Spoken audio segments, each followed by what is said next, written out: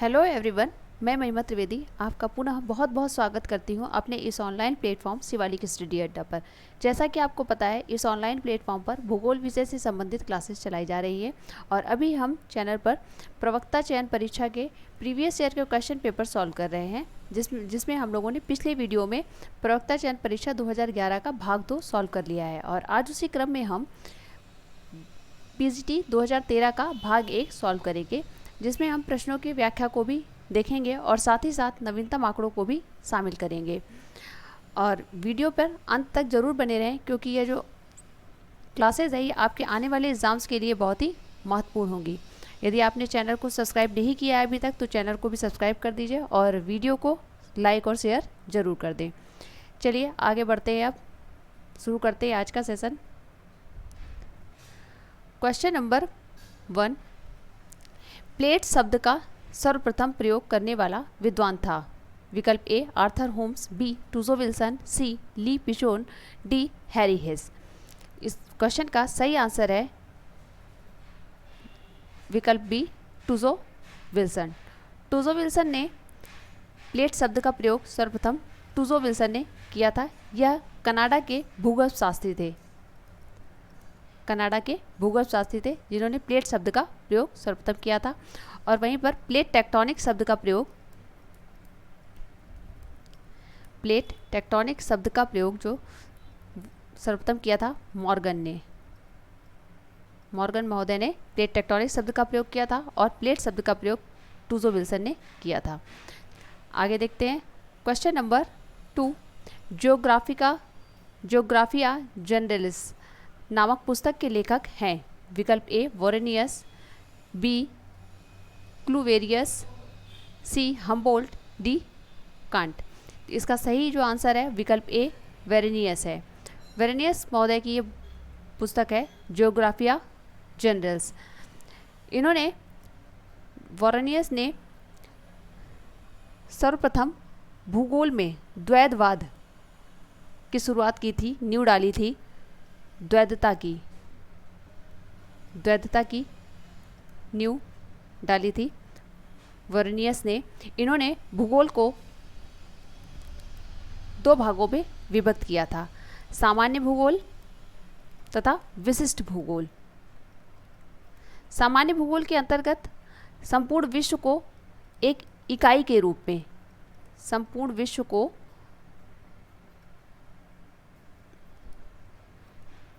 को एक इकाई के रूप में अध्ययन किया जाता है, संपूर्ण विश्व का एक इकाई के रूप में अध्ययन किया जाता है। और वहीं पर विशिष्ट भूगोल क्या होता है, जिसके अंतर्गत विशेष देशों एवं विश्व प्रदेशों का,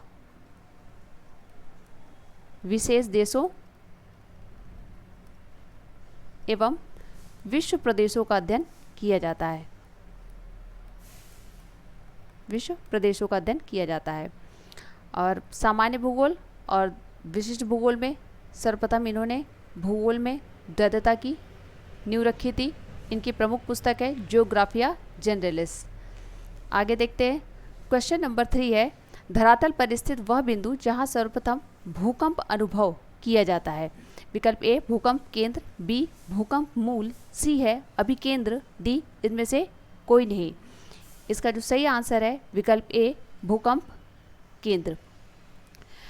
धरातल पर स्थित वह बिंदु पूछ रहा है जहां पर सर्वप्रथम अनुभव किया जाता है। धरातल पर ये बिंदु है जहां पर भूकंप की उत्पत्ति होती है, जहां पर भूकंप की उत्पत्ति होती है, इसे हम कहते हैं भूकंप मूल, भूकंप मूल या फिर फोकस। और इसका सर्वप्रथम जब अनुभव किया जाता है धरातल पर, जहां पर सर्वप्रथम यह अनुभव किया जाता है इसका तरंगों का, भूकंपीय तरंगों का, तो इसे कहते हैं भूकंप केंद्र, भूकंप केंद्र या इपीसेंटर, इपीसेंटर। चलिए आगे देखते हैं क्वेश्चन नंबर 4, कास्ट स्थलाकृति का सर्वोत्तम उदाहरण कहाँ मिलता है। विकल्प ए यूगोस्लाविया, बी फ्रांस, सी मैक्सिको, डी चीन। इस प्रश्न का सही आंसर है विकल्प ए यूगोस्लाविया। कास्ट स्थलाकृति का सर्वप्रथम उदाहरण जो है वो सर्वोत्तम उदाहरण यूगोस्लाविया में मिलता है। कास्ट स्थलाकृति होती क्या है, लाइमस्टोन या चूना पत्थर पर चूना पत्थर पर निर्मित जो स्थल रूप होते हैं उन्हें ही कास्ट स्थलाकृति कहा जाता है। कास्ट स्थलाकृति कहा जाता है और कास्ट स्थलाकृति का सर्वप्रथम उदाहरण जो है वो यूगोस्लाविया में मिलता है। आगे देखते हैं क्वेश्चन नंबर 5, आर्थिक भूगोल किस विषय की शाखा है? विकल्प ए मानव भूगोल, बी भौतिक भूगोल, सी नगरीय भूगोल, डी राजनीति भूगोल। इस प्रश्न का सही आंसर है विकल्प ए मानव भूगोल। भूगोल मुख्यतः 2 शाखाओं में विभक्त है, मानव भूगोल और भौतिक भूगोल। मानव भूगोल और भौतिक भूगोल, जिसमें मानव भूगोल के अंतर्गत जनसंख्या भूगोल जो मानव से संबंधित है, जैसे नगरीय भूगोल है, कृषि भूगोल है, अधिवास भूगोल है आदि इसके अंतर्गत शामिल किया जाता है। वहीं भौतिक के अंतर्गत जो पर्यावरण से या प्राकृतिक रूप से संबंधित होते हैं, जैसे जलवायु विज्ञान, मृदा विज्ञान, भू आकृति विज्ञान आदि शामिल होते हैं। यहाँ पर पूछ रहा है आर्थिक भूगोल, तो आर्थिक भूगोल जो है वो मानव भूगोल से संबंधित है। नेक्स्ट क्वेश्चन है क्वेश्चन नंबर 6, निम्नलिखित स्थान तथा उद्योग से संबंधित गलत जोड़ा बताइए। यहाँ पर एक तरफ आपका स्थान दिया है और दूसरी तरफ उद्योग दिया है। विकल्प ए टीटागढ़ जूट उद्योग, बी मुंबई लोहा इस्पात, सी कोरबा एल्यूमिनियम, डी है धारीवाल ऊनी वस्त्र। तो इसका जो सही आंसर है विकल्प बी मुंबई लोहा इस्पात उद्योग। ये जो जोड़ा है ये जो गलत है। मुंबई जो है लोहा इस्पात उद्योग के लिए प्रसिद्ध नहीं है, बल्कि यहाँ का प्राचीन समय से ही मुंबई जो है वो सूती वस्त्र उद्योग के लिए जाना जाता है, सूती वस्त्र उद्योग के लिए, ना कि लोहा इस्पात उद्योग के लिए। अन्य जो है टीटागढ़ जो है ये आपका वेस्ट बंगाल में है और जूट उद्योग के लिए प्रसिद्ध है। साथ ही साथ यहाँ पर पेपर मिल्स भी हैं, पेपर मिल्स। और कोरबा जो है ये छत्तीसगढ़ राज्य में है और ये एल्यूमिनियम के लिए प्रसिद्ध है। यहाँ पर 1965 में सर्वप्रथम सार्वजनिक क्षेत्र का जो पहला एल्यूमिनियम उत्पादन संयंत्र था 1965 में स्थापित किया गया था कोरबा में, बाल्को, जिसे बाल्को कहा जाता है, भारत एल्यूमिनियम कंपनी लिमिटेड के नाम से यहाँ पर स्थापित किया गया था। और साथ ही साथ जो कोरबा है वो बाल्को के लिए तो प्रसिद्ध है ही है, साथ ही साथ वहाँ पर सुपर थर्मल पावर प्लांट भी है, सुपर थर्मल पावर प्लांट के लिए भी प्रसिद्ध है। धारीवाल जो है ये आपका पंजाब में है, पंजाब राज्य में है और ये ऊनी वस्त्र उद्योग के लिए प्रसिद्ध है। यहाँ पर ऊन की मिलों के लिए प्रसिद्ध है। तो इसका सही आंसर है विकल्प बी। नेक्स्ट क्वेश्चन है, मौना लोआ एक सक्रिय ज्वालामुखी है। विकल्प ए हवाई द्वीप का, बी अलास्का का, सी इटली का, डी जापान का। इसका सही आंसर है विकल्प ए हवाई द्वीप। मौना लोआ जो है वो हवाई द्वीप का एक सक्रिय ज्वालामुखी है। अन्य देख लेते हैं, इटली का जो स्ट्रोम्बोली है, स्ट्रोम्बोली, यह भी एक सक्रिय ज्वालामुखी है। और जापान का फ्यूजियामा यह प्रसुप्त ज्वालामुखी के अंतर्गत आता है, प्रसुप्त ज्वालामुखी है। और अलास्का का जो ज्वालामुखी है क्लीवलैंड, यह भी सक्रिय ज्वालामुखी है। आगे देखते हैं क्वेश्चन नंबर 8, भारत की निम्नलिखित मिट्टियों में से कपास की खेती के लिए कौन सर्वाधिक उपयुक्त है? विकल्प ए रेगुर मिट्टी, बी लेटेराइट मिट्टी, सी जलोढ़ मिट्टी, डी लाल मिट्टी। विकल्प इसका जो है ए सही है, रेगुर मिट्टी या ऐसे ही काली मिट्टी कहा जाता है। यह कपास के लिए, मुख्य रूप से कपास के लिए प्रसिद्ध है और पूरे भारत में 16.6% भाग पर इसका विस्तार पाया जाता है। और ये सर्वाधिक जो इसका विस्तार है वो महाराष्ट्र राज्य में पाया जाता है। आगे बढ़ते हैं क्वेश्चन नंबर 9, किसने कहा कि स्थल रूप संरचना प्रक्रम तथा तक अवस्था का प्रतिफल है? विकल्प ए वॉल्टर पेंक, सी जी.के. गिलबर्ट, बी है ये सी, बी जी.के. गिलबर्ट, सी W.M. Davis, D L.C. King.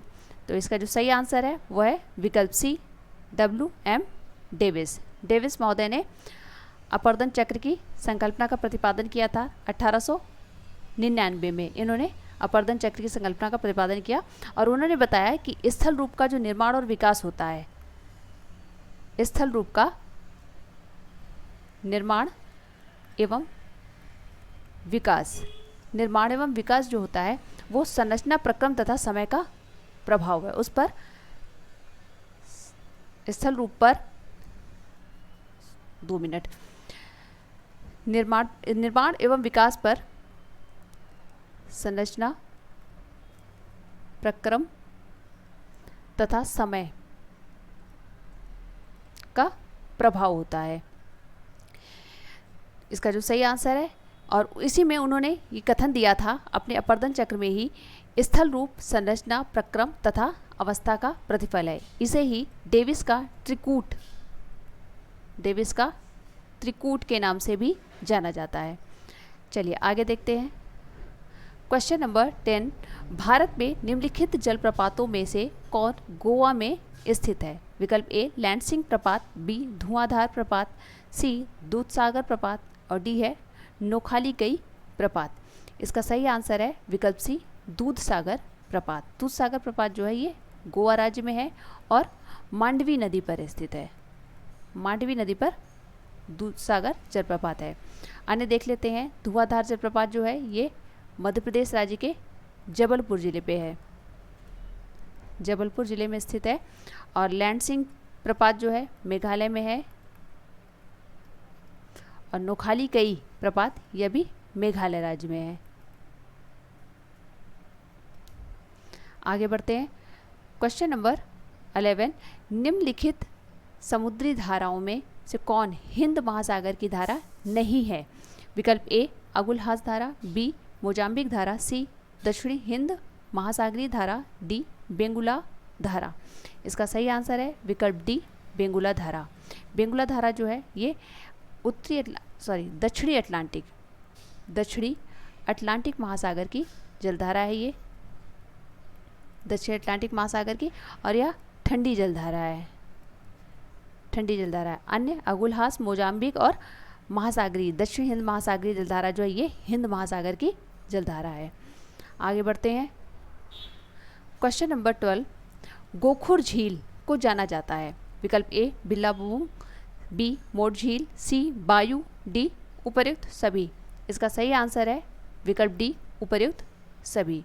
गोखुर झील को बिल्लाबोंग, मोट झील, बायू तीनों नाम से जाना जाता है, क्योंकि इसे स्थानीय रूप से अलग अलग स्थान में अलग अलग नाम से जाना जाता है। कहीं इसे बिल्लाबोंग के नाम से आते हैं, कहीं इसे मोट झील के नाम से, और कहीं पर इसे बायू के नाम से भी जाना जाता है। चलिए आगे देखते हैं। क्वेश्चन नंबर 13, सबसे व्यस्तम समुद्री मार्ग है? विकल्प ए स्वेज नहर मार्ग, बी उत्तमासा अंतरिक्ष मार्ग, सी उत्तरी अटलांटिक मार्ग, डी है पनामा नहर मार्ग। इसका सही आंसर है विकल्प सी उत्तरी अटलांटिक मार्ग। यह विश्व का सबसे व्यस्तम मार्ग है,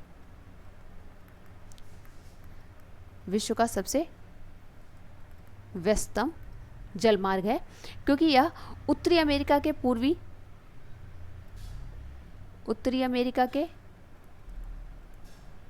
पूर्वी भाग को पश्चिम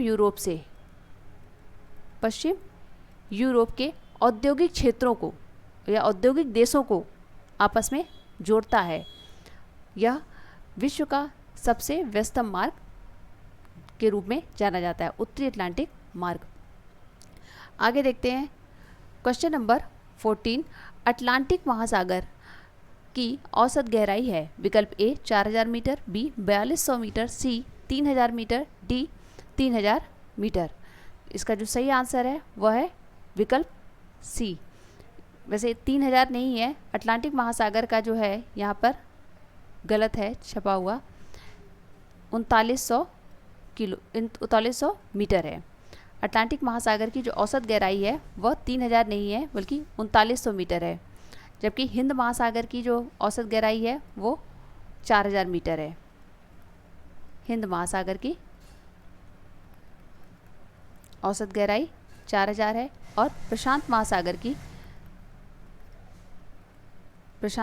की औसत गहराई 4572 मीटर है और अटलांटिक महासागर की 3900 मीटर औसत गहराई है।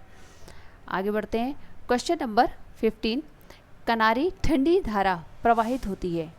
विकल्प ए अफ्रीका के तट के निकट, बी एशिया के तट के निकट, सी उत्तरी अमेरिका के तट के निकट, डी दक्षिण अमेरिका के तट के निकट। इसका जो सही आंसर है वो है विकल्प ए अफ्रीका के तट के निकट। कनारी ठंडी जलधारा जो है वो उत्तरी अटलांटिक महासागर में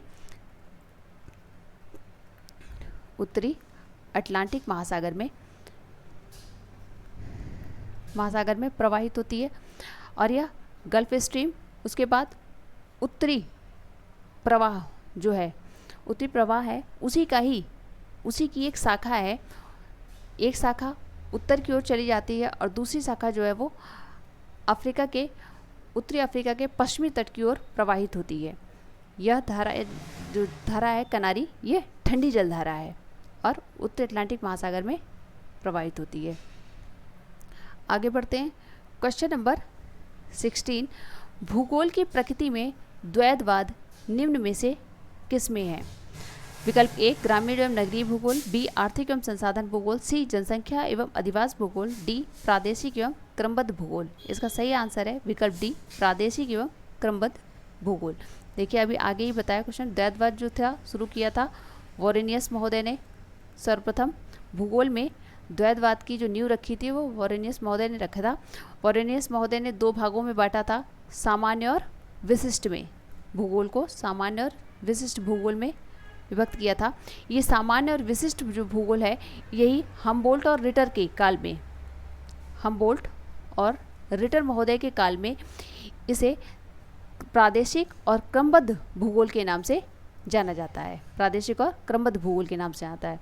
और इसके अतिरिक्त प्रादेशिक भूगोल और क्रमबद्ध भूगोल के अतिरिक्त अन्य द्वैतवाद देखते हैं हम, जैसे भौतिक भूगोल और मानव भूगोल, भौतिक और मानव भूगोल में, और निश्चयवादी तथा संभववादी भूगोल, निश्चयवादी और संभववादी भूगोल, ऐतिहासिक और समकालीन भूगोल में, ऐतिहासिक और समकालीन भूगोल में द्वैतवाद देखने को मिलता है। चलिए आगे बढ़ते हैं। क्वेश्चन नंबर 17 है, कथन है बिहार भारत का एक पिछड़ा राज्य है। कारण है यहाँ के विकास स्तर में क्षेत्रीय भिन्नता मिलती है। नीचे दिए गए कूट से सही उत्तर चुनिए। विकल्प ए तथा आर दोनों सही है एवं आर ए की सही व्याख्या है, बी ए तथा आर दोनों सही है एवं आर ए की सही व्याख्या नहीं है, सी ए सही है परंतु आर गलत है, और डी है ए गलत है परंतु आर सही है। इसका जो सही आंसर है विकल्प ए तथा आर दोनों सही है एवं आर ए की सही व्याख्या है। देखिए यहाँ पर देखते हैं बिहार जो है, कथन क्या है, बिहार भारत का एक पिछड़ा राज्य है, यह कथन सही है। कारण जो बता रहा है यहाँ पर, यहाँ के विकास स्तर में क्षेत्रीय भिन्नता मिलती है, यह भी सही है। देखिए जो क्षेत्रीय भिन्नता है वो सर्वत्र व्याप्त है, ऐसा नहीं कि केवल बिहार में ही क्षेत्रीय भिन्नता पाई जाती है। क्षेत्रीय भिन्नता सब जगह पाई जाती है, सब जगह एक समान की जलवायु नहीं, एक समान की मृदा नहीं है, और एक समान वहाँ पर उद्योग का स्तर नहीं है, एक समान वहाँ खनिज संसाधन नहीं पाए जा रहे हैं, एक समान वहाँ रोजगार नहीं है। इसलिए भिन्नता तो सब जगह है, क्षेत्रीय भिन्नता व्याप्त है। लेकिन केवल ये कहा जाए कि क्षेत्रीय भिन्नता के कारण ही वह राज्य जो है पिछड़ापन है, वहाँ पर केवल क्षेत्रीय भिन्नता के कारण ही नहीं है, बल्कि बिहार में जो पिछड़ापन का अन्य कारण है वह है, उनमें से प्रमुख है अशिक्षा, क्योंकि वहाँ पर साक्षरता दर बहुत ही कम है, निम्न साक्षरता दर है। और मानसिकता वहाँ पर कैसी है, जातिवाद अधिक है, भ्रष्टाचार है तथा पलायन, यह प्रमुख विशेषताएं हैं वहाँ के बिहार के पिछड़ापन होने की प्रमुख कारण है, जिसे कहा जा सकता है अशिक्षा, मानसिकता, जातिवाद और भ्रष्टाचार, पलायन। यदि इनमें सुधार किया जाए तो यह राज्य जो है पिछड़े राज्य की श्रेणी से हट सकता है। इसका सही आंसर है विकल्प ए तथा आर दोनों सही है और आर ए की सही व्याख्या करता है। उम्मीद है आपको समझ में आ रहा होगा। यदि कोई कन्फ्यूज़न है तो आप कमेंट करके पूछ सकते हैं। आगे देखते हैं। क्वेश्चन नंबर 18 कॉस्मोग्राफी शब्द की रचना की? विकल्प ए मैकेंडर ने, बी हम्बोल्ट ने, सी कांट ने, डी टॉल्मी ने। इसका जो सही आंसर है वह है विकल्प बी हम्बोल्ट। हम्बोल्ट महोदय ने कॉस्मोग्राफी शब्द की रचना की थी। कॉस्मोग्राफी, जब वो भूगोल की विषय वस्तु पर विचार करते समय उन्होंने, हम्बोल्ट ने एक शब्द दिया था जिसे कॉस्मोग्राफी कहा गया। कॉस्मोग्राफी, जिसे विश्व रचना, हिंदी में विश्व रचना कहते हैं। विश्व रचना शब्द का प्रयोग हम्बोल्ट ने किया था और इन्हीं की एक प्रमुख रचना है कॉस्मोस। हम्बोल्ट की प्रमुख कृति या रचना है जो कॉस्मोस है। चलिए आगे देखते हैं। क्वेश्चन नंबर 19, विश्व पर्यावरण दिवस कब मनाया जाता है? मनाया जाता है विकल्प ए 5 अप्रैल को, बी 5 जून को, सी 5 अगस्त को, डी 5 अक्टूबर को।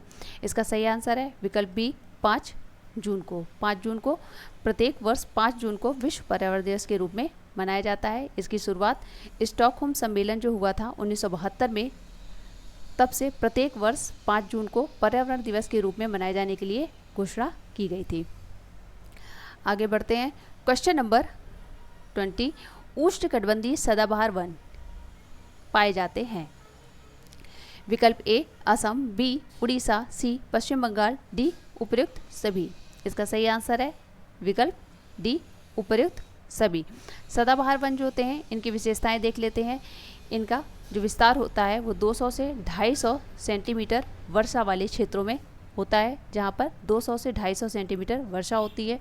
तापमान 24 डिग्री से लेकर 27 डिग्री सेंटीग्रेड तक पाया जाता है और ह्यूमिडिटी, आर्द्रता जो होती है वो 80% तक होनी चाहिए। वहाँ पर ये सदाबहार वन पाए जाते हैं उष्णकटिबंधीय। भारत में इनका विस्तार जो है वो असम या फिर पूर्वी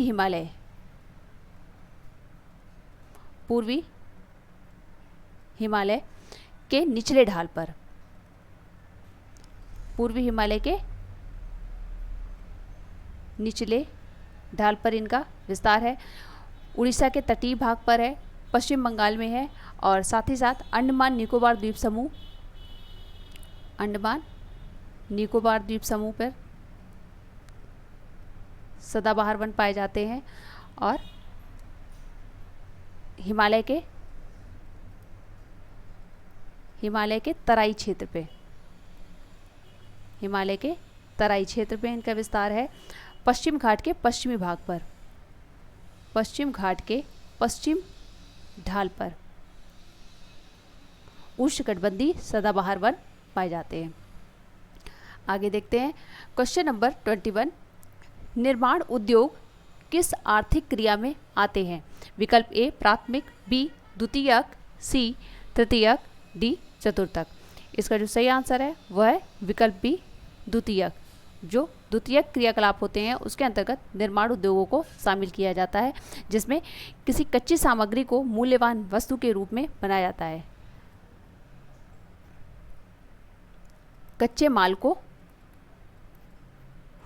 मूल्यवान उत्पाद में बदल दिया जाता है।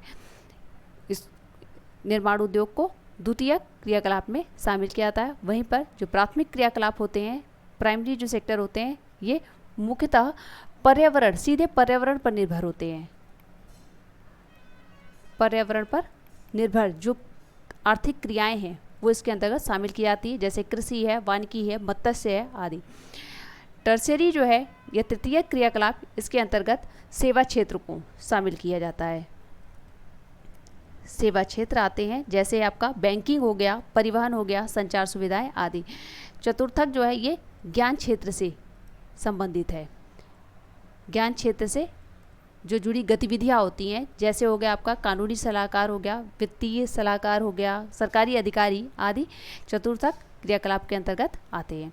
इस प्रश्न का सही आंसर है विकल्प बी द्वितीयक। आगे बढ़ते हैं।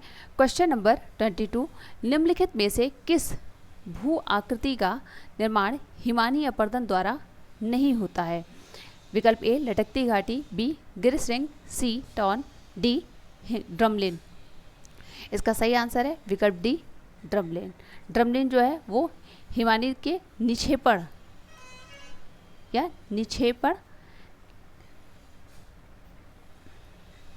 निक्षेपणात्मक स्थलाकृति है।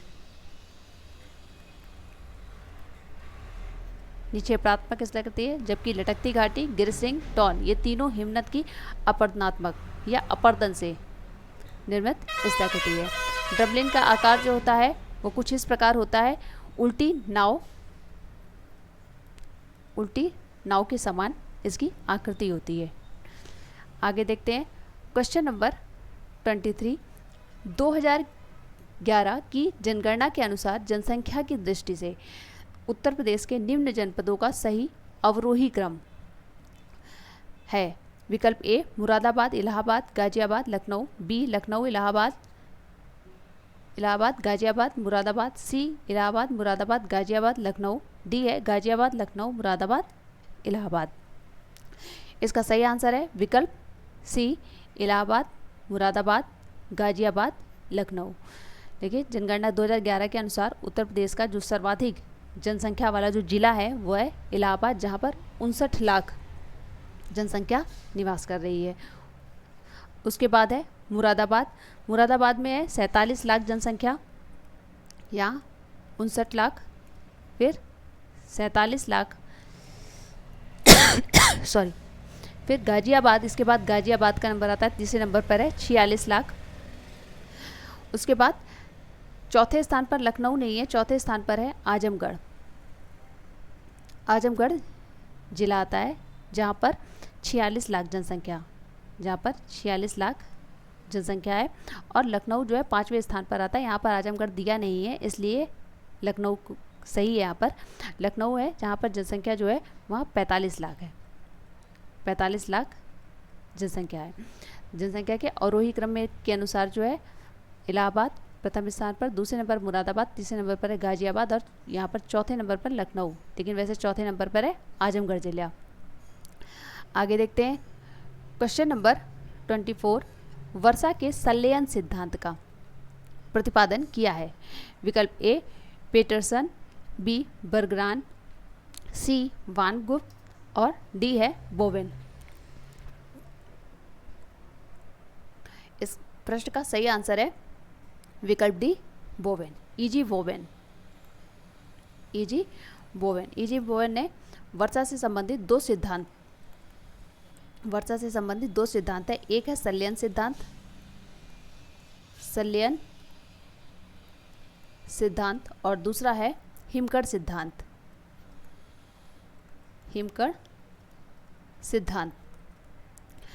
संलयन सिद्धांत ईजी बोवेन ने दिया था, वही हिमकण सिद्धांत जो थे वो बर्गरान महोदय ने दिया है।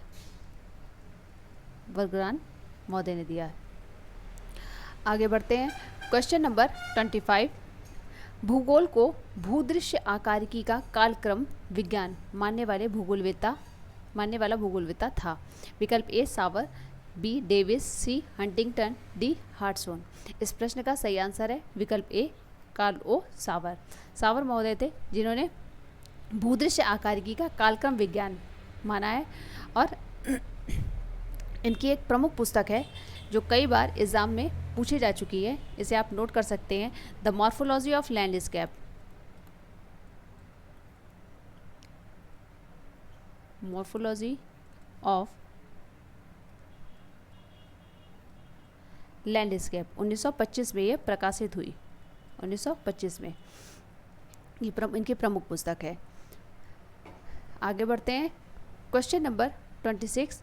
सूची 1 को सूची 2 से सुमेलित कीजिए तथा नीचे दिए गए कूट से सही उत्तर का चयन कीजिए। एक तरफ बांध दिया हुआ है और दूसरी तरफ नदी दी गई है। विकल्प ए तिलैया बांध, दामोदर नदी, बी पंचेत हिल बांध, चंबल नदी, सी है राणा प्रताप सागर बांध, बराकर नदी और डी है माता टीला बांध, बेतवा नदी।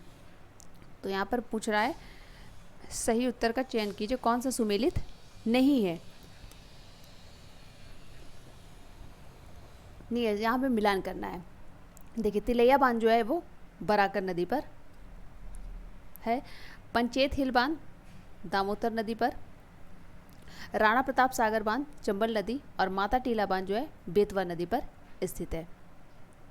उनका सही मिलान कर लीजिए एक बार फिर से। तिलैया बांध बराकर नदी, पंचेत हिल बांध दामोदर नदी, राणा प्रताप सागर बांध चंबल नदी और माता टीला बांध जो है बेतवा नदी पर स्थित है।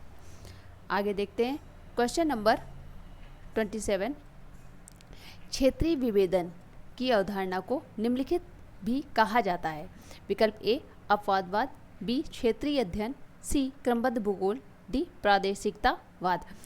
इसका जो सही आंसर है वह है विकल्प बी क्षेत्रीय अध्ययन। क्षेत्रीय विभेदन का जो अवधारणा है इसे क्षेत्रीय अध्ययन के नाम से भी जाना जाता है। देखिए भूगोल में सर्वप्रथम जर्मन भूगोलवेत्ता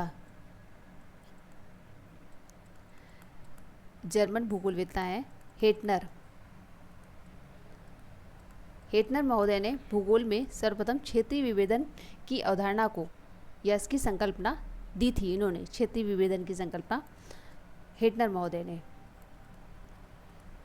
क्षेत्रीय विभेदन की।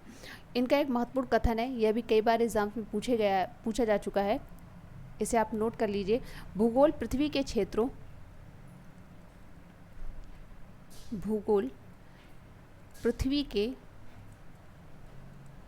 क्षेत्रों का अध्ययन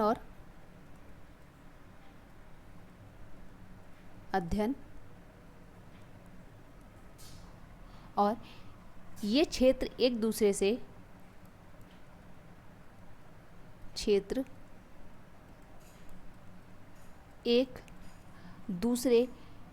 भिन्न होते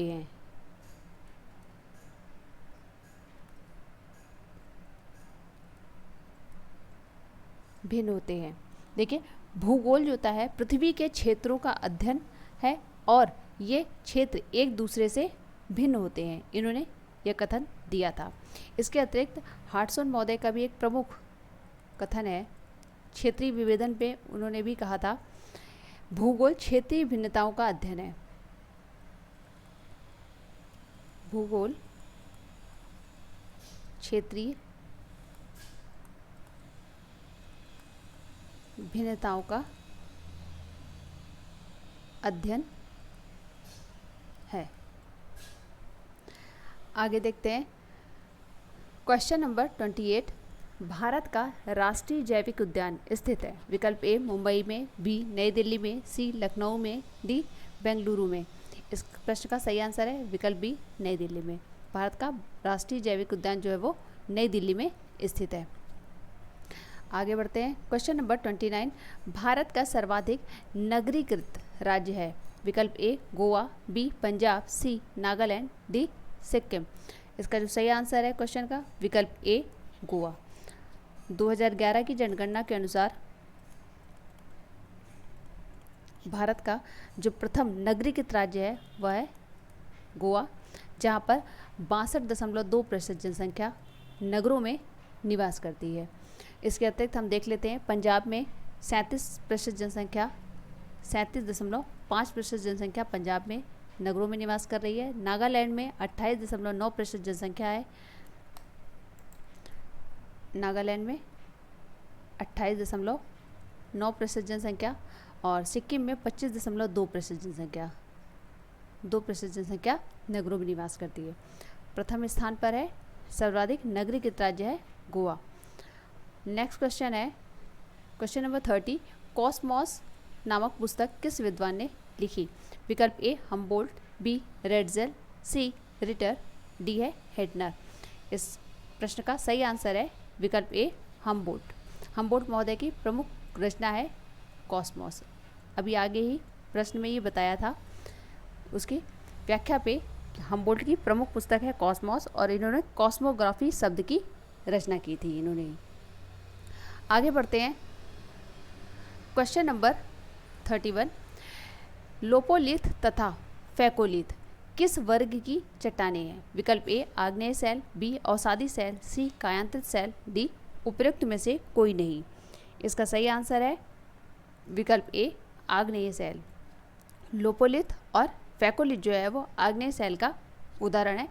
आग्नेय शैल की जो अंतर्वेदी आग्नेय शैल जो है बहिर्वेदी और अंतर्वेदी दो भाग में विभाजित है, दो भाग में इनका वर्गीकरण किया गया है, अंतर्वेदी और बहिर्वेदी। तो अंतर्वेदी के अंतर्गत जब मैग्मा जो है धरातल पर ना आकर भीतर ही, पृथ्वी के अंदर ही, भीतर ही विभिन्न प्रकार की आकृति में जम जाता है या मैग्मा का जमाव हो जाता है, तो उनको अलग अलग नाम से जाना जाता है। जो लोपोलिथ है वह छिछली, तस्तरी या बेसिन के नुमा जो आकृति बनती है मैग्मा की, उसे हम लोपोलिथ कहते हैं। और फैकोलिथ जो अपनति और अभिनति में यहाँ पर जो जमाव हो जाता है लावा का, तो इस आकृति को हम फैकोलिथ कहते हैं। आगे देखते हैं क्वेश्चन नंबर 32, कौन सी नवीन पर्वत श्रृंखला है? विकल्प ए अरावली, बी हिमालय, सी विंध्याचल, डी सतपुड़ा। इसका इस प्रश्न का जो सही आंसर है विकल्प बी हिमालय। हिमालय जो है वो नवीन पर्वत श्रृंखला है। देखिए प्रमुख पर्वत निर्माणकारी युग है, पर्वत निर्माणकारी युग 4 हैं। पहला जो है वो प्री कैम्ब्रियन युग,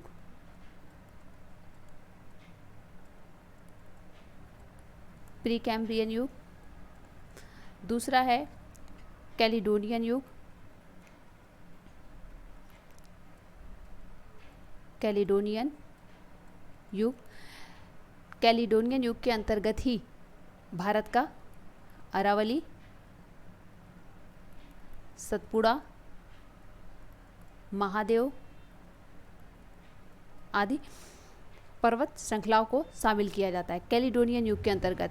और तीसरा जो है इसमें वह है हर्सियन युग। चौथा पर्वत निर्माणकारी युग है अल्पाइन पर्वत निर्माणकारी युग, जिसके अंतर्गत जितने भी विश्व की नवीन वलित पर्वत हैं, नवीन वलित या मोड़दार पर्वत श्रृंखलाएं जो हैं वो अल्पाइन पर्वतीकरण युग में शामिल की गई हैं। जैसे इसमें आता है आपका हिमालय, रॉकी, एंडीज, एटलस आदि। इस प्रश्न का सही आंसर है विकल्प बी हिमालय। हिमालय जो है नवीन पर्वत श्रृंखला है। नेक्स्ट क्वेश्चन है क्वेश्चन नंबर 33, ताप विलोमता से क्या तात्पर्य है?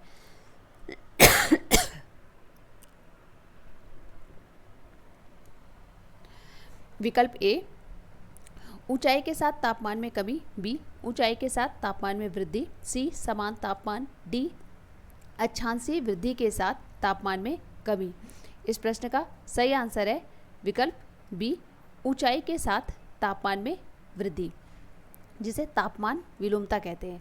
देखिए नॉर्मली होता क्या है, जब ऊंचाई के साथ बढ़ते हैं, ऊंचाई पर हम जाते हैं तो तापमान में वृद्धि नहीं होती बल्कि तापमान में कमी होती है, तापमान में कमी होती है, जिसे हम नॉर्मल लैप्स रेट या सामान्य ताप पतन दर कहते हैं। सामान्य ताप पतन दर कहा जाता है। ये होता है प्रति 1000 मीटर पर 6.5 डिग्री सेंटीग्रेड। ये नॉर्मल लैप्स रेट है। नॉर्मल ये कंडीशन होती है कि ऊंचाई पर जाने पर तापमान में कमी आती है, लेकिन कभी कभी स्थानीय विसंगति या के आधार पर क्या होता है कि ऊंचाई पर बढ़ने पर तापमान में वृद्धि आगी जाती है, तापमान में वृद्धि, तापमान बढ़ता है, अर्थात नीचे धरातल की तरफ तापमान कम है और ऊंचाई पर बढ़ने पर तापमान में वृद्धि देखी जाती है, जिसे ही तापमान विलोमता या ताप विलोमता कहा जाता है और इसे ऋणात्मक ताप पतन दर भी कहते हैं। ऋणात्मक ताप पतन दर भी कहा जाता है। तो इसका जो सही आंसर है तापमान विलोमता से तात्पर्य है कि ऊंचाई के साथ तापमान में वृद्धि का होना। आगे देखते हैं क्वेश्चन नंबर 34, कौन से जीव भोजन के लिए घास तथा मांस दोनों ही प्रकार के जैविक पदार्थों का उपभोग या उपयोग करते हैं? विकल्प ए तृणभोजी जीव, बी मांसाहारी जीव, सी सर्वाहारी जीव, डी उपर्युक्त में से कोई नहीं। इस प्रश्न का सही आंसर है विकल्प सी, सर्वाहारी जीव। देखिए, पारिस्थितिक तंत्र में पोषण आहार के जो पोषण स्तर, आहार के पोषण स्तर निर्धारित किए गए हैं। 4 पोषण स्तर है, जिसमें प्रथम स्थान पर जो पहला पोषण स्तर है, प्रथम पोषण स्तर जो है वो है जिसके अंतर्गत आता है स्वपोषी,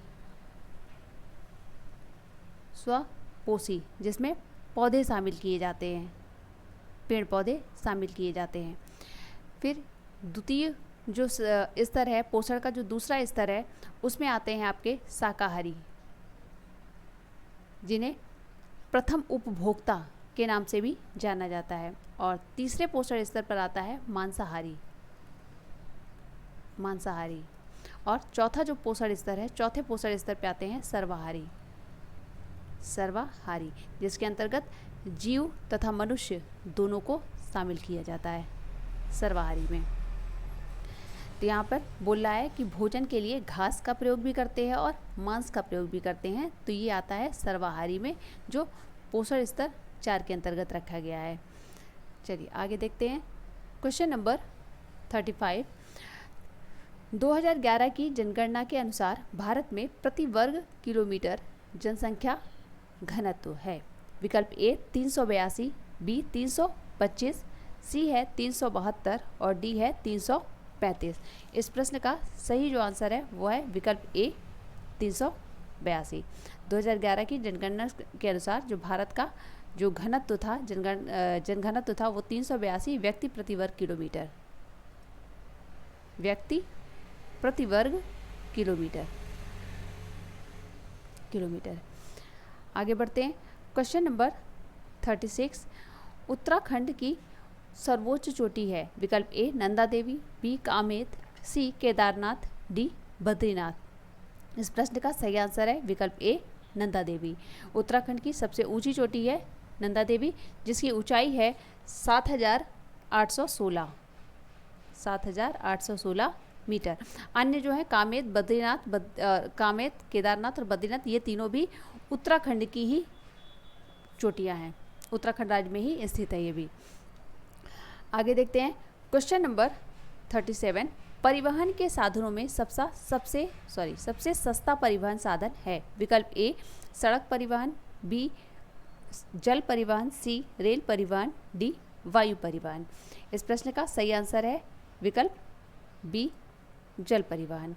जल परिवहन जो है परिवहन के अन्य साधन जैसे सड़क परिवहन, रेल परिवहन और वायु परिवहन से के हिसाब से सबसे सस्ता, इसका जो रखरखाव होता है, रखरखाव के आधार पर भी यह सबसे सस्ता परिवहन के रूप में जाना जाता है, जल परिवहन।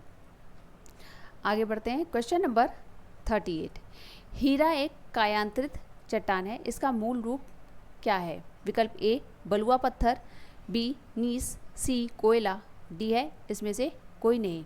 इसका जो सही आंसर है विकल्प सी कोयला। हीरा जो है कायांतरित चट्टान है, वो कोयले का ही रूप है।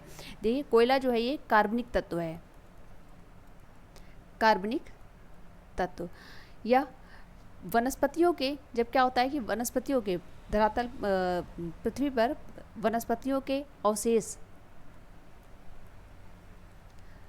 वनस्पतियों एवं जीव जंतुओं के अवशेष पर निरंतर ताप एवं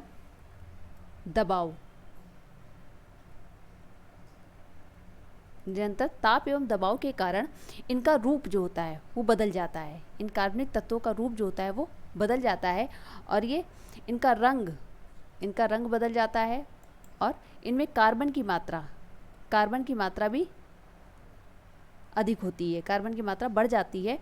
तो यह तभी कोयले का निर्माण होता है जब कार्बनिक तत्व जैसे वनस्पति एवं जीव जंतुओं के अवशेष जो होते हैं वो पृथ्वी पर दब जाने के कारण, तापमान एवं दबाव के कारण, निरंतर ताप और दबाव के कारण उनमें उनका रंग और तथा उनके कार्बन की मात्रा अधिक हो जाती है, बढ़ जाती है, तो उससे कोयले का निर्माण होता है।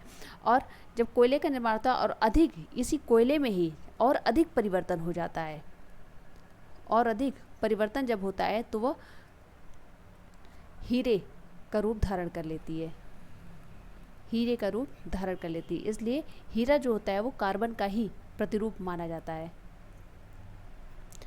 कार्बन का प्रतिरूप माना जाता है। इसलिए हम कह सकते हैं इस प्रकार कि हीरा जो होता है वो कायांतरिक चट्टान है। आगे बढ़ते हैं। क्वेश्चन नंबर 39, निम्नलिखित में से किसने सर्वप्रथम गहन पारिस्थितिकी शब्द का प्रयोग किया? विकल्प ए ओडम ने, बी रॉनकियर ने, सी क्लीमेंट्स ने, डी अर्नीज नीस ने। इस प्रश्न का सही आंसर है विकल्प डी अर्नीज नीस ने। अर्नीज नीस ने सर्वप्रथम गहन पारिस्थितिकी शब्द का प्रयोग किया है।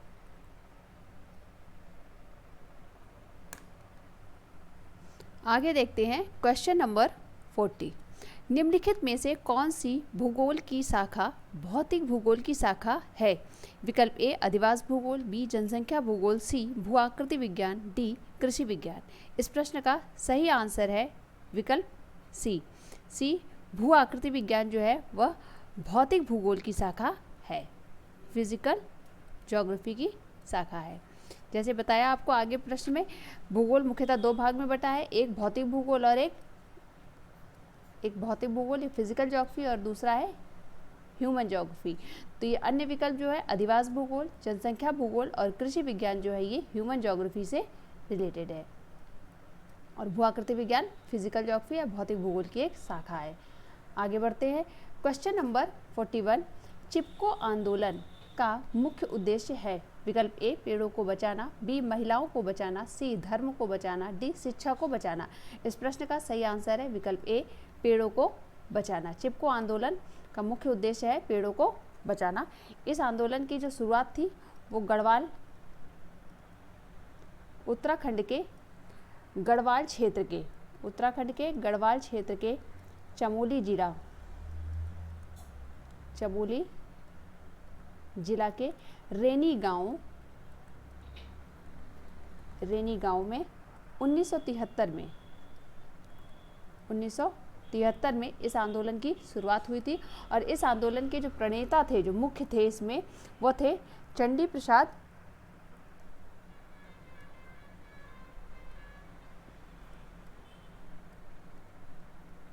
प्रसाद भट्ट तथा सुंदरलाल बहुगुणा।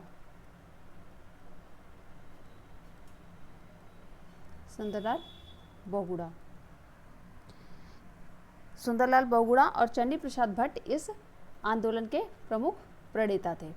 चलिए आगे देखते हैं। क्वेश्चन नंबर 42, भारत में सबसे अधिक रबर उत्पादित करने वाला राज्य है? विकल्प ए तमिलनाडु, बी कर्नाटक, सी अंडमान निकोबार और डी है केरल। इस प्रश्न का सही आंसर है विकल्प डी केरल। भारत में सबसे अधिक रबड़ का उत्पादन जो है वो केरल राज्य द्वारा प्राप्त होता है, और केरल राज्य से 75 से 80% तक रबड़ उत्पादन प्राप्त किया जाता है केरल से। नेक्स्ट क्वेश्चन है क्वेश्चन नंबर 43, भूगोल में क्षेत्रीय विभिन्नता की संकल्पना का जनक माना जाता है? विकल्प ए रेडजेल को, बी मार्थे को, सी हेटनर को, डी इरेटोस्थनीज को। इस प्रश्न का सही आंसर है विकल्प सी हेटनर को। हेटनर को भूगोल में क्षेत्रीय विभिन्नता की संकल्पना का जनक माना जाता है। इनके अलावा हार्टसोन महोदय थे, हार्टसोन जो इनके विचारों से, हेटनर के विचारों से प्रभावित थे, और इन्होंने एक पुस्तक लिखी थी द नेचर ऑफ ज्योग्राफी।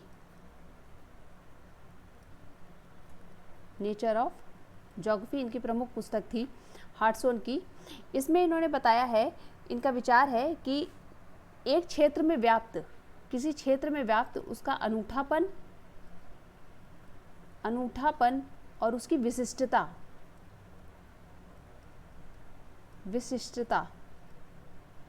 जो अनूठापन इस क्षेत्र की विशिष्टता है और अनूठापन है वो दूसरे क्षेत्र से भिन्न होती है। इसी अवधारणा को क्षेत्रीय विभिन्नता के नाम से जाना जाता है। क्षेत्रीय क्षेत्रीय विभिन्नता या एरियल डिफरेंशिएशन जिसे कहते हैं, क्षेत्रीय भिन्नता या एरियल डिफरेंशिएशन के नाम से जाना जाता है। यदि पूछता है भूगोल में क्षेत्रीय भिन्नता की संकल्पना का जनक, तो वहाँ पर हेटनर महोदय हैं। चलिए आगे देखते हैं। क्वेश्चन नंबर 44, वुहान औद्योगिक प्रदेश कहाँ है? विकल्प ए चीन, B Italy, C France, D Japan. इस प्रश्न का सही आंसर है विकल्प ए चीन। वुहान जो है वो चीन का एक प्रमुख औद्योगिक शहर है, औद्योगिक प्रदेश है, जो मुख्य रूप से लौह इस्पात उद्योग के लिए प्रसिद्ध है, लौह इस्पात उद्योग के लिए। आगे बढ़ते हैं। क्वेश्चन नंबर 45, निम्न में से किस वर्ष भारत सरकार द्वारा केंद्रीय गंगा प्राधिकरण का गठन किया गया है? विकल्प ए 1975 में, बी 1982 में, सी 1985 में, डी 1995 में। इस प्रश्न का सही आंसर है विकल्प सी 1985 में। 1985 में गंगा केंद्रीय गंगा प्राधिकरण का गठन किया गया था। उसका उद्देश्य था प्रदूषण को गंगा नदी में प्रदूषण को तत्काल कम करना। फिर इसके बाद 2009 में आया था राष्ट्रीय गंगा नदी बेसिन प्राधिकरण,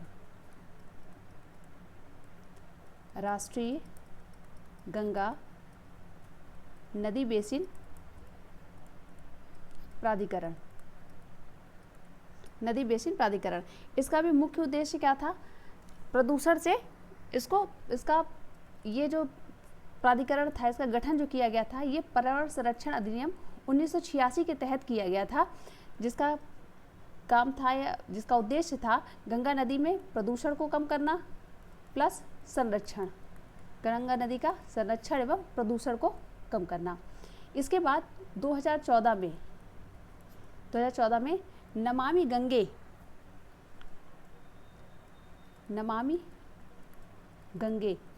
कार्यक्रम की शुरुआत हुई। नमामि गंगे कार्यक्रम की शुरुआत हुई है। ये महत्वपूर्ण है, इसे आप नोट कर लीजिए। आगे देखते हैं।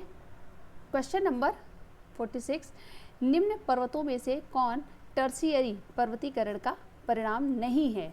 विकल्प ए क्यूलुन पर्वत, बी अपलेशियन पर्वत, सी आल्प्स पर्वत, डी एंडीज पर्वत। इस प्रश्न का सही आंसर है विकल्प बी अपलेशियन पर्वत। अभी आगे क्वेश्चन में हम लोग पढ़ा है पर्वत निर्माणकारी युग होते हैं, जिसमें चार युग होते हैं पर्वत निर्माणकारी, जिसमें से ये अपलेशियन पर्वतीकरण जो है, अपलेशियन पर्वत है, ये हर्शियन पर्वतीकरण युग के अंतर्गत आता है, जिसमें यूरोप के अन्य पर्वतों को शामिल किया जाता है, जिसमें उनकी उत्पत्ति हुई, जैसे वॉसजेस पर्वत है, ब्लैक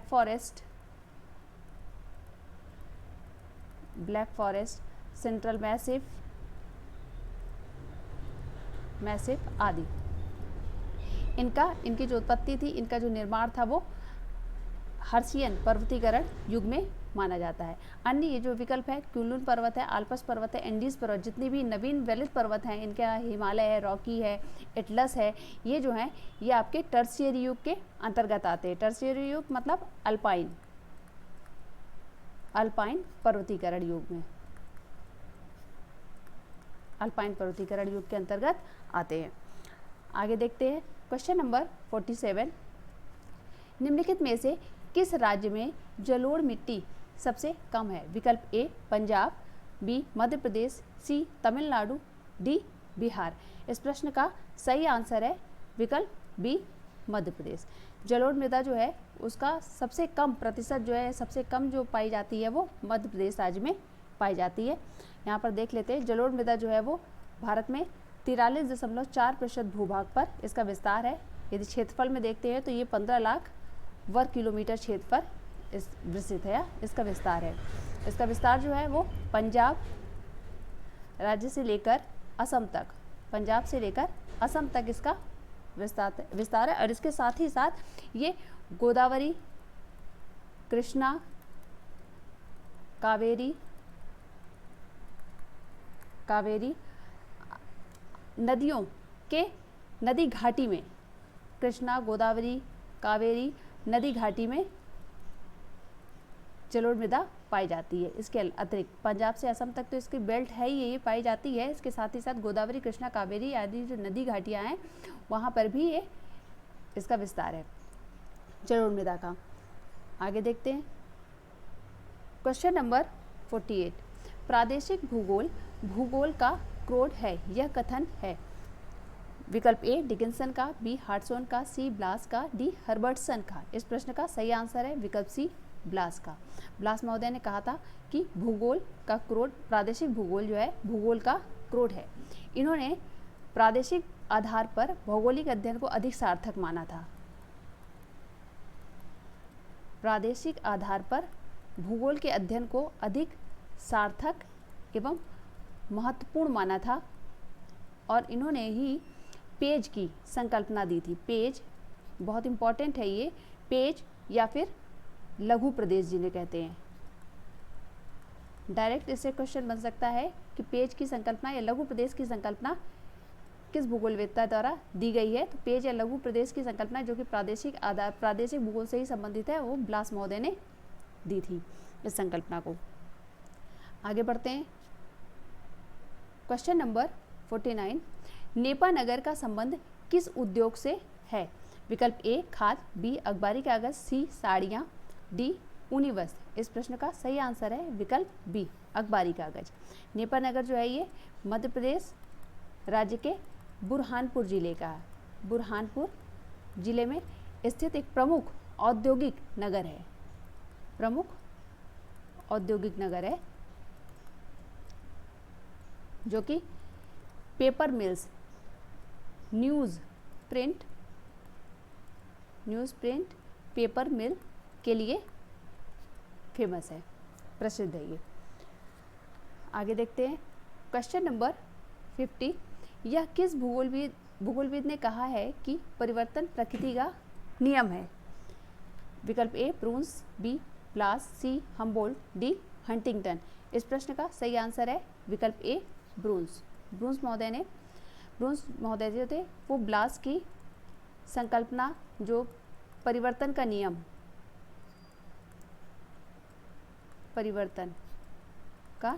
नियम, इससे प्रभावित थे। ब्रूंस जो थे वो ब्लास के जो नियम था परिवर्तन, पार्थिव का नियम और परिवर्तन या क्रियाशीलता का सिद्धांत, परिवर्तन का सिद्धांत या क्रियाशीलता का सिद्धांत भी कहा जा सकता है, उससे ये ब्रूंस जो थे प्रभावित थे, परिवर्तन के नियम से प्रभावित थे।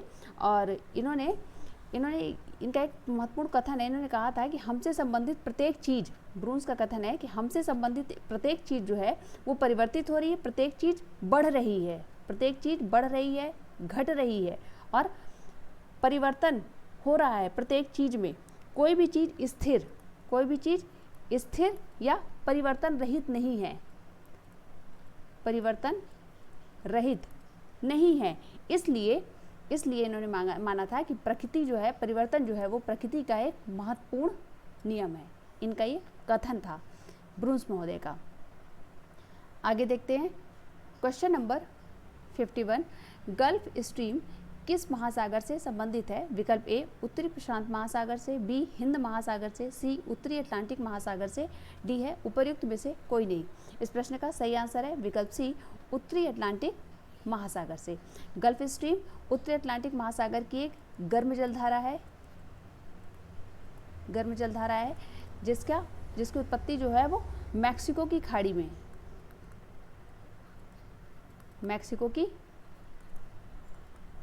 होती है और यहाँ से यह उत्तर की ओर प्रवाहित होते हुए इसकी एक शाखा उत्तर पूर्व की ओर यूरोप के तट पर और दूसरी शाखा जो होती है वो अफ्रीका के पश्चिमी तट की ओर प्रवाहित होती है। यह एक गर्म जलधारा है। आगे बढ़ते हैं क्वेश्चन नंबर 52। भारत में 2011 की जनगणना के अनुसार पुरुष महिला अनुपात पूछा यहाँ पर है। विकल्प ए 1900, बी 1933, सी 1940, डी 1943। इस प्रश्न का सही आंसर है विकल्प डी 1943। ये 2011 की जनगणना के अनुसार सेक्स रेशियो है भारत का। चलिए आगे देखते हैं क्वेश्चन नंबर 53। निम्नलिखित में से कौन एक कुर्सी पर बैठने वाला दार्शनिक भूगोलवेत्ता था? विकल्प A Varenius, B Kant, C Humboldt, D Ratzel. इस प्रश्न का सही आंसर है विकल्प बी। कांट महोदय जो थे यह कुर्सी पर बैठने वाले एक दार्शनिक भूगोलवेत्ता थे। ये जर्मन भूगोलवेत्ता जर्मन थे। नेक्स्ट क्वेश्चन है क्वेश्चन नंबर 54। वेबर ने उद्योगों की स्थापना से संबंधित सिद्धांत का प्रतिपादन कब किया? विकल्प ए 1905, बी 1909, सी 1919, डी 1930। तो इसका सही आंसर है प्रश्न का वह है विकल्प बी 1909 में। वेबर महोदय ने उद्योगों की स्थापना से संबंधित एक सिद्धांत दिया था। उद्योगों के स्थानीयकरण से संबंधित सिद्धांत है। उन्होंने इसको 1909 में सिद्धांत का प्रतिपादन किया था 1909 में, और यह पहले जर्मन भाषा में था।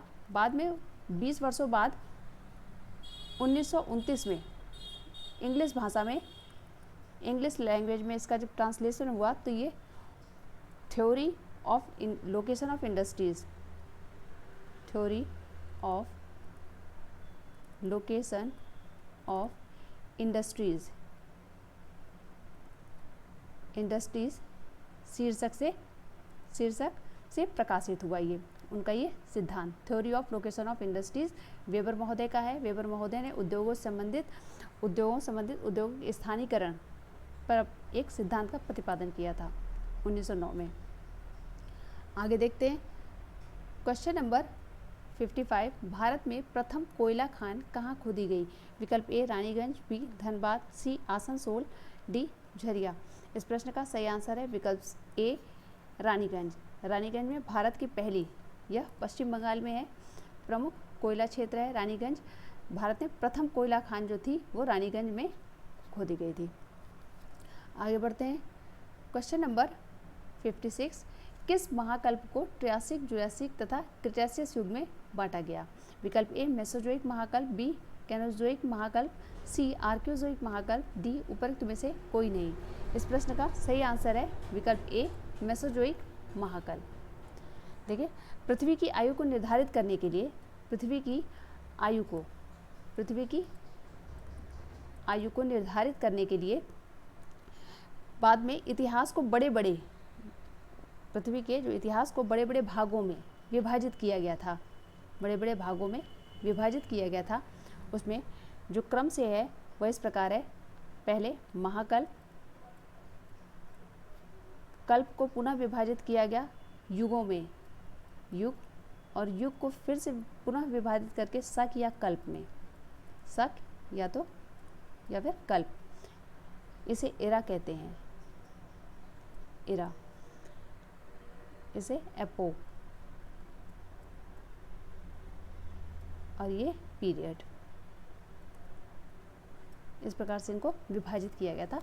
तो ये मेसोजोइक जो महाकल्प है, इसको प्रमुख 3 पीरियड जो इसके बांटे गए थे वो ट्रियासिक, जुरासिक और क्रिटेशियस युग में इन्हें बांटा गया था। आगे बढ़ते हैं क्वेश्चन नंबर 57। कोयले के संचित भंडार की दृष्टि से भारत के राज्यों का निम्नलिखित में से सही अवरोही क्रम है? विकल्प ए मध्य प्रदेश, छत्तीसगढ़, झारखंड, उड़ीसा, बी छत्तीसगढ़, मध्य प्रदेश, झारखंड, उड़ीसा, सी झारखंड, उड़ीसा, छत्तीसगढ़, मध्य प्रदेश, डी है उड़ीसा, छत्तीसगढ़, मध्य प्रदेश, झारखंड। इस प्रश्न का सही आंसर जो है वह विकल्प सी है, झारखंड, उड़ीसा, छत्तीसगढ़, मध्य प्रदेश। ये यहाँ पर नवीनतम आंकड़ों के अनुसार बताया जा रहा है। जो भंडारण है कोयले का, तो प्रथम स्थान पर झारखंड है, दूसरे नंबर पर उड़ीसा है, तीसरे नंबर पर छत्तीसगढ़ है, और चौथे नंबर पर अब मध्य प्रदेश नहीं है बल्कि पश्चिम बंगाल है चौथे स्थान पर कोयले के संचित भंडार की दृष्टि से। और यदि हम उत्पादन की दृष्टि से देखते हैं, उत्पादन में तो प्रथम स्थान पर है छत्तीसगढ़ राज्य, दूसरे स्थान पर है उड़ीसा, तीसरे स्थान पर है झारखंड।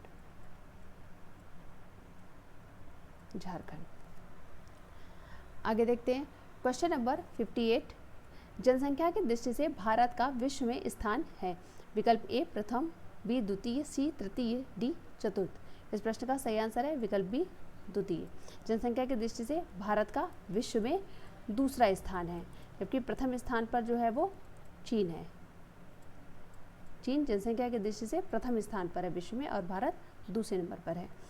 आगे देखते हैं क्वेश्चन नंबर 59, रूर औद्योगिक प्रदेश कहाँ है? विकल्प ए फ्रांस, बी जर्मनी, सी रूस, डी इटली। इस प्रश्न का सही आंसर है विकल्प बी जर्मनी। जर्मनी का प्रमुख रूर औद्योगिक प्रदेश या इसे राइन प्रदेश भी कहते हैं, राइन घाटी प्रदेश जर्मनी का ये प्रमुख औद्योगिक प्रदेश है और यह मुख्य रूप से लौह इस्पात उद्योग के लिए प्रसिद्ध है, लौह इस्पात उद्योग के लिए। जर्मनी का रूर प्रदेश या फिर राइन घाटी प्रदेश जो है वो लौह इस्पात उद्योग के लिए प्रसिद्ध है, इसीलिए भारत के छोटा नागपुर प्रदेश को, छोटा नागपुर औद्योगिक प्रदेश जो है प्रदेश को रूर प्रदेश की संकल्पना, रूर प्रदेश की संज्ञा दी गई है। भारत का रूर प्रदेश की उपमा किसे दी गई है? छोटा नागपुर प्रदेश को। आगे देखते हैं क्वेश्चन नंबर 60, स्वेज नहर मिलाती है? विकल्प ए भूमध्य सागर काला सागर, बी भूमध्य सागर अरब सागर, सी भूमध्य सागर लाल सागर, डी काला सागर लाल सागर।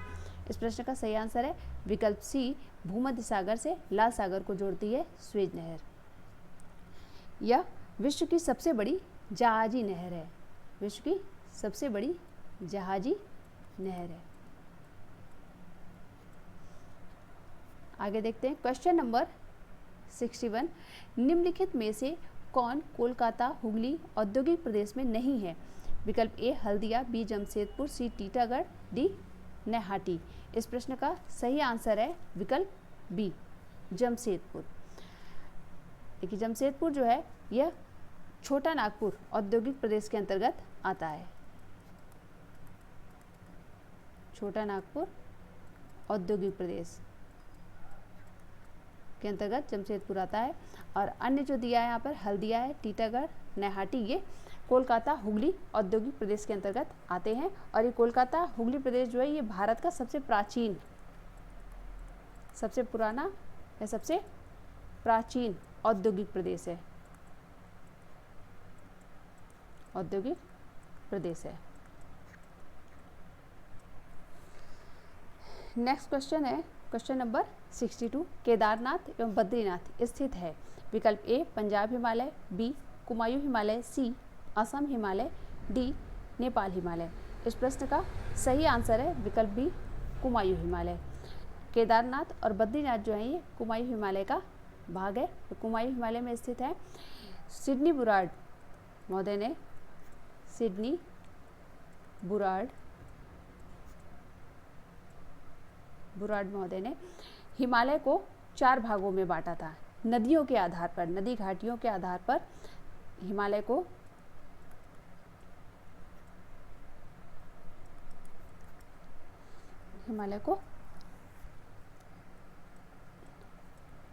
नदियों के आधार पर विभाजन किया था 4 भागों में। कौन कौन से हैं? पंजाब हिमालय,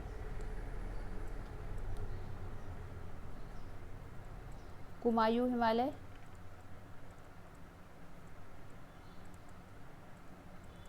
नेपाल हिमालय और असम हिमालय। केदारनाथ और बद्रीनाथ जो है ये कुमायूं हिमालय के अंतर्गत आते हैं। पंजाब हिमालय, इन्होंने बताया कि पंजाब हिमालय का जो विस्तार है वो सिंधु से लेकर सतलज नदी तक है, सिंधु से सतलज नदी तक। कुमायूं हिमालय का विस्तार जो है वो सतलज से काली नदी तक है, सतलज से काली नदी तक। और नेपाल हिमालय का विस्तार जो है वो काली से तीस्ता नदी तक, काली से तीस्ता नदी तक। तथा असम हिमालय का विस्तार जो है वो तीस्ता से दिहांग नदी तक है, से दिहांग। बहुत इंपॉर्टेंट है, इसे आप जरूर नोट कर लीजिए। असम हिमालय का विस्तार तीस्ता से दिहांग नदी तक है। यहाँ पर पूछा है केदारनाथ और बद्रीनाथ, ये कुमायूं हिमालय के अंतर्गत आते हैं। नेक्स्ट क्वेश्चन है क्वेश्चन नंबर 63, निम्नलिखित में से किस भूगोलवेत्ता ने मानव भूगोल की नींव रखी? विकल्प ए हम्बोल्ट, बी रिटर, सी रेडजेल, डी हेटनर। तो यहाँ पर इस प्रश्न का सही आंसर है विकल्प सी रेडजेल। रेडजेल महोदय ने मानव भूगोल की नींव रखी, इसीलिए इन्हें मानव भूगोल का जन्मदाता कहा जाता है। मानव भूगोल का जन्मदाता तथा राजनीतिक भूगोल का पिता, इन्हें राजनीतिक भूगोल के पिता के नाम से भी जानते हैं। भूगोल के पिता। आगे बढ़ते हैं। Question number 64। सामान्यतः भारत को कितने वृहद प्रदेशों में बांटा गया है? विकल्प ए 3, बी 4, सी है 5, डी 6। तो इसका सही आंसर है विकल्प बी 4। सामान्यतः भारत को 4 भौतिक प्रदेशों में विभक्त किया गया है। प्रदेशों में विभक्त किया गया है। फिर पुनः इसे आप देख सकते हैं कि भौतिक प्रदेशों को, इन भौतिक प्रदेशों को स्थलाकृतियों के आधार पर या इनकी भू आकृतियों के आधार पर, भू आकृतियों के आधार पर 6 भागों में बांटा जाता है। 4 भागों में कौन कौन से हैं? उत्तर का पर्वतीय भाग, मैदानी भाग, प्रायद्वीपीय पठार तथा द्वीप एवं तटीय भाग, इन्हें एक में ही शामिल कर दिया जाता है। तो इस प्रकार से ये 4 प्रमुख हैं भौतिक भाग: उत्तर पर्वतीय भाग, मैदानी भाग, प्रायद्वीपीय पठार और द्वीप एवं तटीय भाग। लेकिन जब इन्हें स्थलाकृतियों, भू आकृतियों के आधार पर बढ़ता है 6 भागों में बांटा जाता है। इसी में ये उत्तर पर्वतीय भाग, मैदानी भाग, प्रायद्वीपीय पठार और यहाँ पर अलग हो जाता है द्वीप समूह, भारतीय द्वीप समूह जो है ये अलग हो जाते हैं, और द्वीप समूह तथा भारतीय मरुस्थल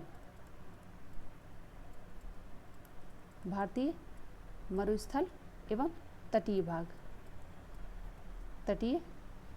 भाग। इस प्रकार से 6 हो जाते हैं। यहाँ पर 6 भागों में स्थलाकृतियों एवं भू आकृतियों के आधार पर बांट दिया जाता है। आगे बढ़ते हैं। Question number 65। भारत की निम्नलिखित झीलों में से कौन असम में स्थित है? विकल्प ए चपनाला झील, बी हमीरसर झील, सी कोलेरू झील, डी सला झील। इस प्रश्न का सही आंसर है विकल्प ए चपनाला झील। चपनाला झील जो है वो असम राज्य में स्थित है। इसके अतिरिक्त विकल्प देख लेते हैं हम। हमीरसर झील जो है वो गुजरात में है, कोलेरू झील है आंध्र प्रदेश में, और सला झील जो है ये अरुणाचल प्रदेश में है, अरुणाचल प्रदेश में। इस प्रश्न का सही आंसर है विकल्प ए। आज का वीडियो यहीं पर समाप्त करते हैं, और मेरे साथ वीडियो में अंत तक बने रहने के लिए बहुत बहुत धन्यवाद। मिलते हैं अब अगले वीडियो में, तब तक के लिए धन्यवाद।